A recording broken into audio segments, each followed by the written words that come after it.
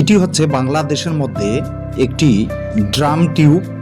এটা হচ্ছে আপনার লালতিয়ামারী উপজেলা শেরপুর জেলার মধ্যে একটি ছোট নদীতে এভাবে ড্রাম টিউব দিয়ে পানি আটকে রাখা হয়।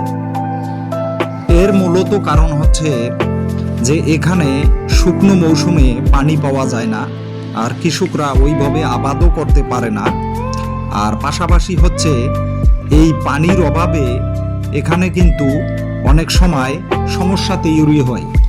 আর পাশাপাশি বর্ষাকালে এখানে এত পরিমাণ পানি হয় যে পানির কারণে কৃষকরা কোনো জমি কিন্তু আবাদও করতে পারে না।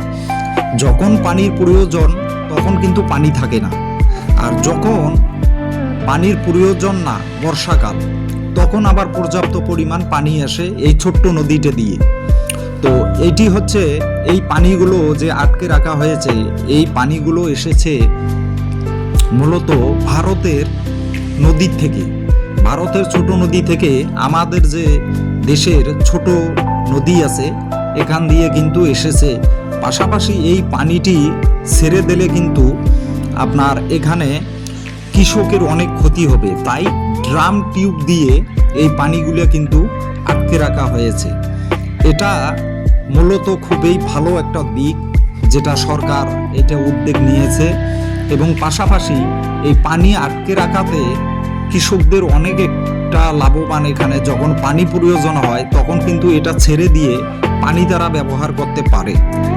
যখন পানি প্রয়োজন হয় না তখন আবার এই ড্রাম টিউব দিয়ে এই পানিগুলো আটকিয়ে রাখা হয়, মূলত যাতে কোনো ফসল নষ্ট না হয় আমাদের দেশের। তাই এই কামটি করিয়ে রাখা হয়। দেখেন এক সাইডে সম্পূর্ণ নদী শুকানো, আর এক সাইডে আপনার এই ব্রিজের অপোজিটে যে আছে সেই সাইডে কিন্তু ড্রাম টিউব দিয়ে এটাকে আটকিয়ে রাখা হয়েছে।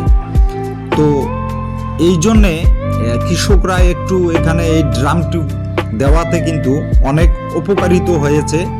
এবং তা বাদেও এই ড্রাম টিউব দেখতে প্রতিদিন সকাল এবং বিকেলে পর্যাপ্ত পরিমাণ পর্যটকের ভিড় হয়।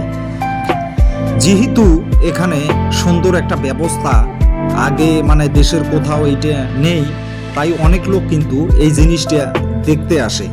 এখানে একটা ছোট্ট অফিস আছে, এই অফিসের মাধ্যমে এই ড্রাম টিউবটাকে কন্ট্রোল করা হয়। আর পাশাপাশি এখান থেকে কিন্তু অনেকটা কৃষকরা উপকারিত হয়। বন্ধুরা, ভিডিওটা ভালো লাগলে অবশ্যই শেয়ার, সাবস্ক্রাইব এবং কমেন্ট করবেন।